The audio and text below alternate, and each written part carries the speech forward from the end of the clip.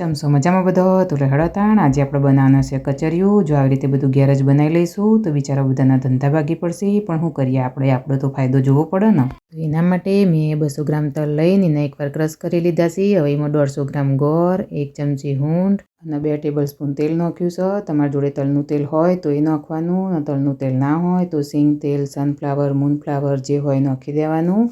હવે એને બીજી વાર ક્રશ કરી લેવાનું। તો 5 જ મિનિટમાં આપણું કચરિયું બનીને તૈયાર થઈ ગયું છે। તો હવે કાઢી લઈશું એક બાઉલમાં।